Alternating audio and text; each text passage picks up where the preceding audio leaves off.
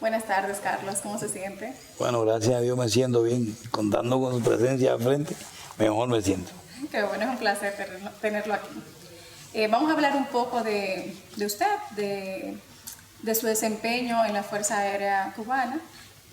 Queremos que nos cuente cómo ha sido su experiencia. ¿Qué fue lo más difícil de pertenecer a la Fuerza Aérea Cubana? Lo más difícil de pertenecer a la Fuerza Aérea Cubana es conocer, después que salí de ella, que no fui realmente un instrumento de paz, sino un instrumento de guerra y de muerte. ¿Cuál era su función? ¿Qué función desempeñaba? Inicié como piloto de combate, soy piloto ingeniero. Llegué hasta ser jefe de unidad aérea. ¿En qué año se inicia? Yo me gradué en el 80, terminé mi servicio activo. Me terminaron, yo no terminé. En el 99, cuando caí preso, porque el gobierno, supuestamente, yo estaba en contra del gobierno, que nunca fue así, pero bueno, gracias a Dios estoy aquí y pude descubrir mucha verdad de mi profesión. ¿Y qué situación fue la que desencadenó su salida? Las mentiras del gobierno. ¿Cómo cuál? ¿Podría detallar? Participamos en muchas guerras que realmente no beneficiaban a nadie. En nombre de la paz lo hacíamos siempre. Pero la realidad era que era una figura para darle una imagen a la revolución cubana que no tenía realmente esa imagen. El descubrir esa verdad, pasaron muchos años, pero logré descubrirla. Y entonces no quise seguir siendo un instrumento. Muy bien. ¿Qué me puede decir de la crisis de los misiles? Entiendo que para entonces usted no estaba aún... Estaba nacido, pero no estaba todavía. No estaba aún en el cuerpo, ¿verdad?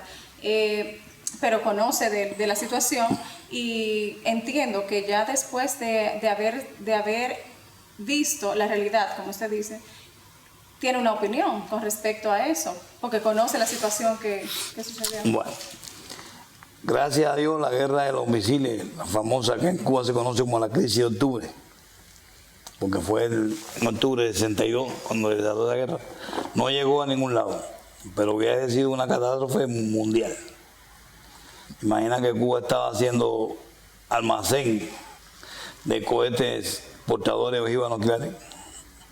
En el occidente y en el oriente del país había dos bases aéreas cubanas, que no es necesario dar su nombre, pero bueno, dos bases aéreas, una en oriente y otra en occidente, que estaban equipadas con cohetes nucleares. Todo eso se hizo a espaldas del pueblo cubano. Lo que se le dijo al pueblo cubano es que las fuerzas soviéticas estaban ayudándonos a prepararnos para luchar contra el supuesto enemigo yanqui, que nunca fue enemigo nuestro. Entonces, Cuba en ese momento fungía como almacén de la Unión Soviética. Exactamente. Bien. Dicen que la Fuerza Armada, la Fuerza Aérea, no constituye un tipo de Fuerza Armada independiente. ¿A qué se refiere con eso? Es una falacia. Porque en Cuba la Fuerza Armada se supone que es una. Sin embargo, dentro de la Fuerza Armada está la DAFAR, que es Defensa Antiaérea y Fuerza Aérea Revolucionaria.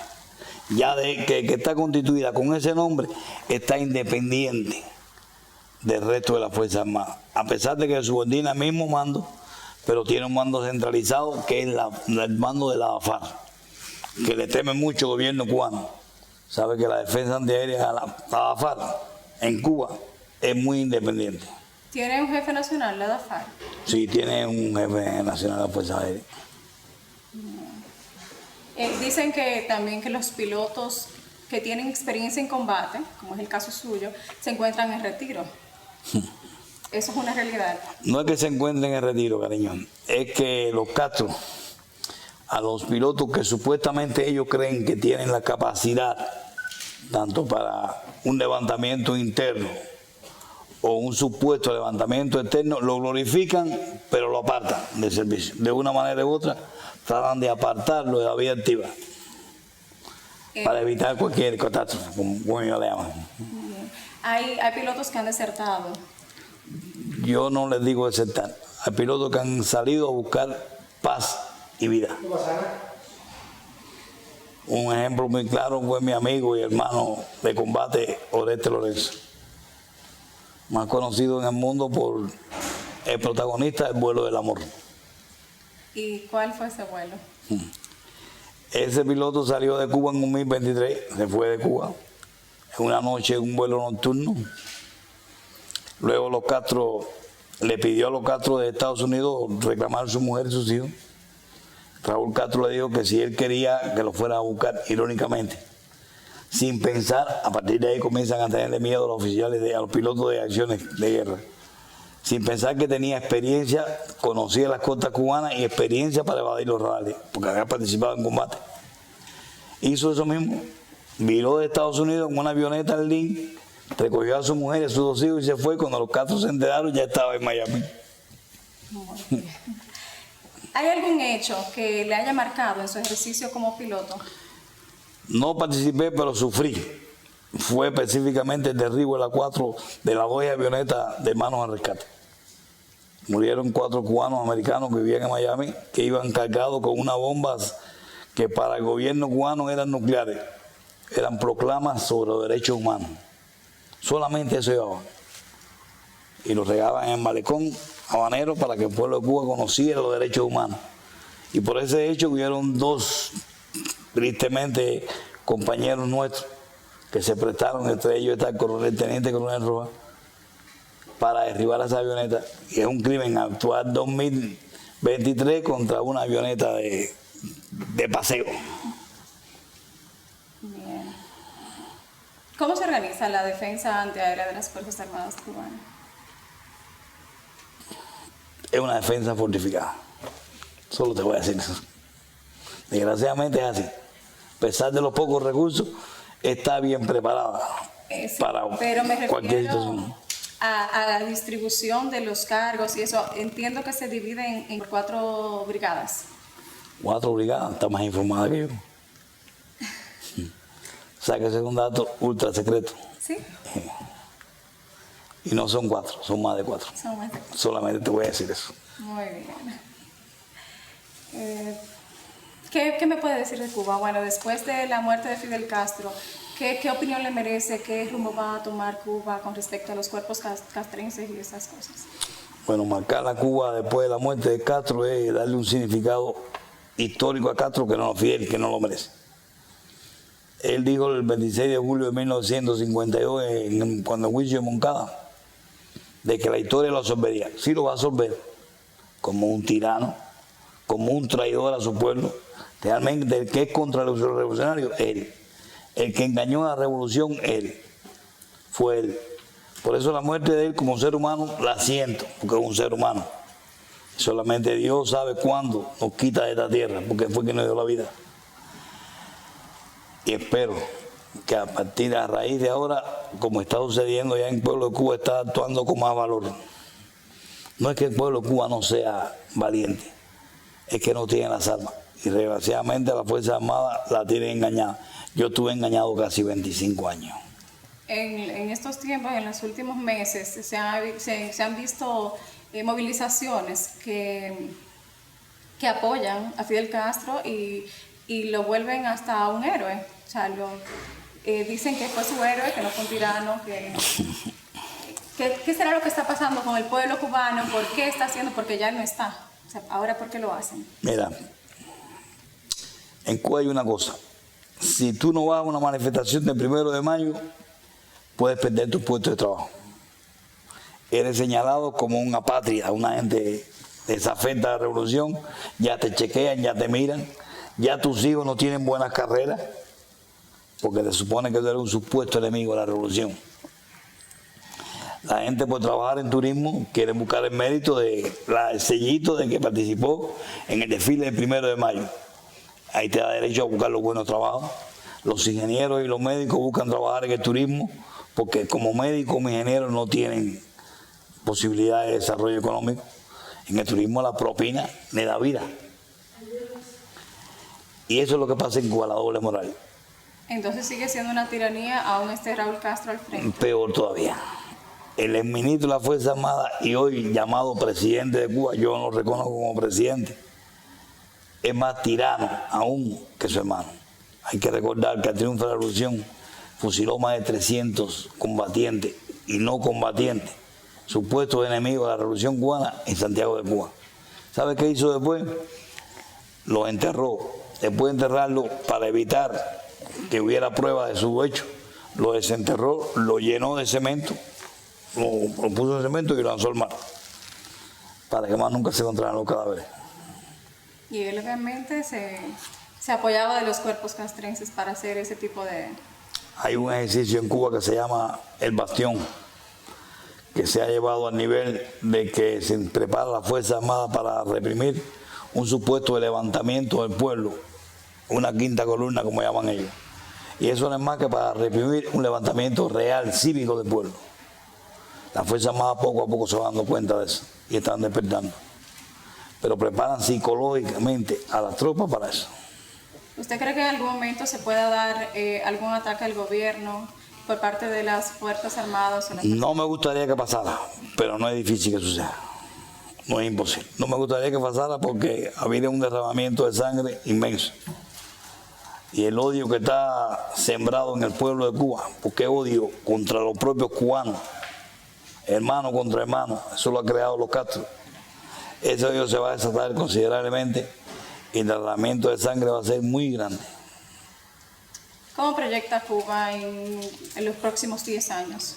Más que proyecto, como sueño Cuba. ¿Cómo lo sueña? La Cuba que deseamos todos los cubanos, libre, soberana, poder disfrutar libremente de nuestro sol, de nuestra playa, de nuestro aire, de nuestro monte, disfrutarlo plenamente en armonía, en paz. Y primero que nada, que exista un gobierno que desgraciadamente tiene que existir, a que vaya nuestro Rey Jesucristo, su segunda venida, que exista un gobierno que se dedique a administrar los bienes del pueblo, no a gobernarlo. Porque realmente eso es lo que son todos los gobiernos, administradores de los bienes de los pueblos. Y eso es lo que hace falta en Cuba. Hábleme un poco de su experiencia cuando salió de la Fuerza Aérea y vino directamente a España, o cuál fue el proceso. Yo no vine a España, me trajeron. ¿Cómo fue el proceso? Me llevaron a prisión, unos añitos en prisión y luego una... ¿Cuánto tiempo duró en prisión? Parece triste, pero fueron 13 años y medio. ¿Y cuál fue su experiencia en ese momento? Lo mismo que estaba sembrado en mi corazón, el odio hacia el gobierno, que nunca tuve, pero ellos fomentaron ese odio. Me obligaron a mí a sentir ese odio, porque realmente lo que me acusaban, yo quería hacer, pero no lo que me acusaron. Lo que yo quería hacer, nunca me acusaron de ello. ¿Qué usted quería hacer?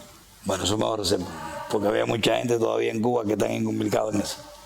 Pero de eso nunca me acusaron de lo que no debía, de lo que nunca hice, ni imaginé hacer. ¿Y qué fue lo que le acusaron? Traición a la patria, colaboración con el enemigo. Yo odio la CIA, yo odio los imperialistas, yo odio los yanquis. No odio de nacimiento, yo soy antiimperialista de nacimiento, pero hoy soy anticomunista de convicción. ¿Y qué sembró ese odio por los yanquis y lo que mencionaba? El comunismo busca culpar a los demás de su tragedia. Siempre otro es culpable de lo suyo. Nuestro apóstol nacional José Martí decía que el socialismo, la izquierda, eso fue en 1884 cuando murió Carlos Mann. Él dijo que sufría la pérdida de un ser humano, pero que su ideología había sido el sembrar y usar a los hombres de escalones para llegar al poder. Y luego de la cúspide, usarlo como bandera para deslizarse.